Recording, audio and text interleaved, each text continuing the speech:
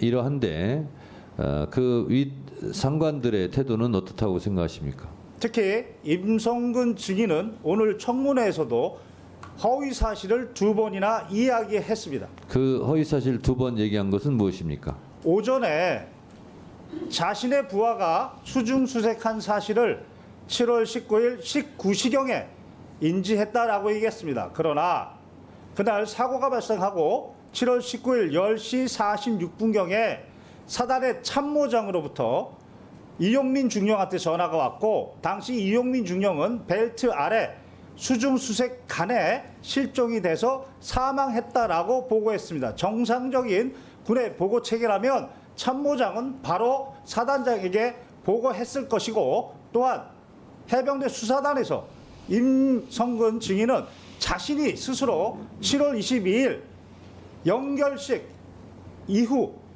수중수색 사실을 처음 알았다. 깜짝 놀랐다. 나는 수중수색 지시를 한 바 없다라고 말한 자신의 발언과도 배치됩니다. 두 번째는 수중 지시가 아니라 수중수색 지시가 아니라 본인은 계속 현장 지시가 아니라 지도였다고 그래서 지금 피해가는 말을 하는 것 같은데 그 부분에 대해서는 어떻게 생각하세요? 그렇습니다. 오후에 또 하나 허위 사실은 작전 지도와 관련해서 7여단장, 사단장은 7여단장의 관계에서 작전 지도를 한다 이렇게 얘기했습니다. 그러나 7월 18일 오전 현장 방문한 것이 바로 포병 3대대 구중대였습니다. 당시 구중대장은 전날까지만 해도 호우 피해 복구 작전이라고 알았는데 현장에서 갑자기 실종자 수색 작전으로 변경했고 당시 지형 정찰 및 위험성 평가를 위해서 병력을 대기하고 있었습니다. 그런데 갑자기 사단장이 나타나서 브리핑하고 있는데 갑자기 브리핑을 중단시키고 지금 빨리 들어가서 수색 안 하고 뭐하냐 라고 수중 수색 작전을 그리고 중대장한테 명령했습니다. 명백하게 허위 사실이고 그 구중대가 바로 국민일보 일면에 나온 일렬식 수중수색 그 사진입니다. 자, 또 하나의 허위 증언이 있습니까?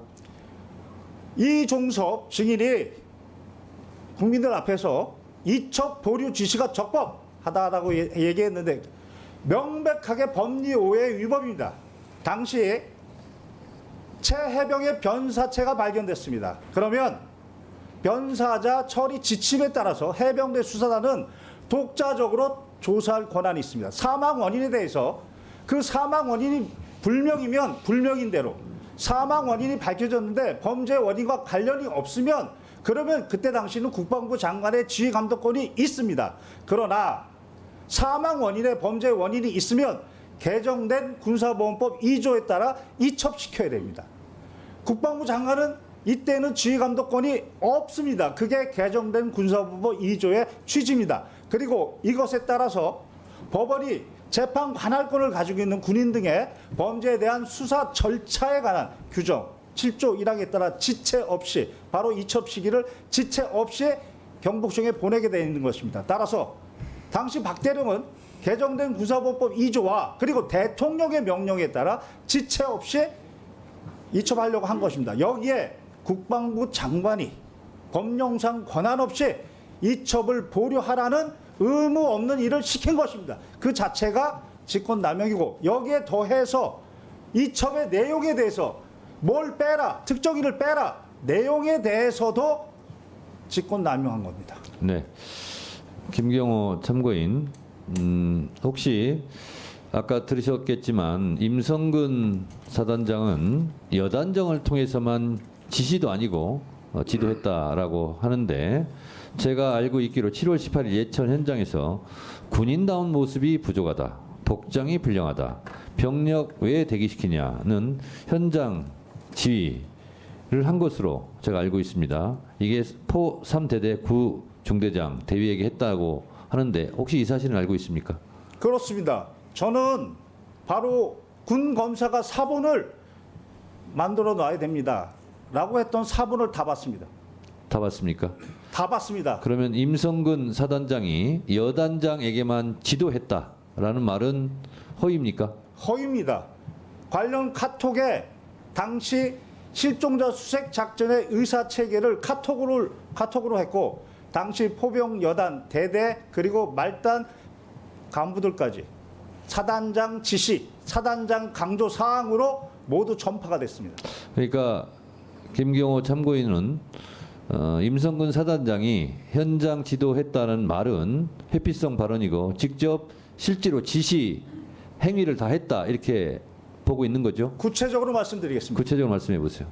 당시 합참의 단편명령과 제2작전사 답편명령에 따라 7월 17일 10시부로 작전 통제권이 전환됐습니다. 그러나 7월 17일 21시 55분부로 자신의 명령으로 단편명령 23-19호 호우 피해 복구 작전, 호우 피해 복구 투입 실시라고 단편명령을 내렸습니다. 자신의 병력을 언제, 어디로, 어떤 병력을 투입하는 명령은 내릴 수 있습니다. 다만 여기에 예하부대 과업에 대해서 깨알처럼 구체적으로 명령을 내렸습니다. 이때 포병여단은 단순히 호우 피해 복구 작전이었습니다. 그런데 7월 17일 도착해서 10시경부터 카톡에 실종자 수색 작전이라고 사단장이 강조했다라고 그렇게 명령에 내려옵니다. 이때부터 실종자 수색 작전으로 변경했으면 그에 맞는 안전 도구를 갖춰야 되는데 그런 말은 없었습니다. 그리고 나서 아침에 7월 18일 날 포병 3대대 구중대장 가서 안정성 평가 생략하고 신속 투입 작전을 명령했고 오후에는 실종자 수색 작전이 불가한 그런 상황, 육군도 철수했는데 지속명령, 작전 지속명령도 바로 임성근 증인이 내렸습니다. 그리고 더욱 중요한 것은 이 사건 바둑판식으로 무릎 아래까지 내려가서 정성껏 찔러보면서 탐색, 임성근 증인이 강조했고 지시했고 그것이 카톡에 모두 나와 있습니다. 자, 김경호 참고인, 하여튼 하루 종일 말씀 참느라고 고생하셨는데요. 제가 묻겠습니다. 이 작전 통제권은 육군 54단이 갖고 있었죠? 네, 그렇습니다. 네. 그런데 그래서 임성근 사단장은 자기에게 지휘권이 없었다 이렇게 주장을 하고 있는 것 같은데 그 부분에 대해서는 어떻게 생각하세요? 7일 여단장의 진술에 따르면 당시 54단장은 현장에 한 번도 오지도 않았고 화상회의로 한 번도 진행도 안 했으며 어떠한 지시도 하지 않았다. 반면 임성근 증인이 현장에 2번이나 왔고 화상회의도 했고 구체적으로 지시도 내렸다. 이렇게 진술하고 있습니다. 그렇습니다. 실제적으로 작전 통제권은 육군 54단에 가 있었지만 사실상 부대 지휘, 지시는 임성근 사단장이 한 것으로 봐야 되겠죠? 그렇게 7여단장은 진술했습니다. 네. 이 밖에 혹시 더 하시고 싶은 말씀이 있으면 한 1분 정도 드릴 테니까 발언해 주시기 바랍니다. 개인적인 말씀을 드리면 아버지도 해병대 출신입니다. 제 동생도 해병대 출신입니다. 저도 해병대 법무관을 가고자 했으나 육군 법무관으로 가서 특전사에서 복무를 했습니다. 오늘 이후라도 해병대의 명예를 위해서 해병대 사령관과 해병대 사단장은 진실을 말하고 정직하게 얘기해서 해병대의 명예를 회복해 주기를 간절히 바랍니다. 이상입니다. 자, 거기 서 계시고요. 자, 박지원 의원님. 이렇게 날짜나 그런 숫자를 정확하게 기록도 보지 않고 다 기억해요. 죄송합니다. 좀 그게 고벽입니다. 자, 김경호 참고인이 거짓말이 다 드러나네 이제. 예, 김경호 참고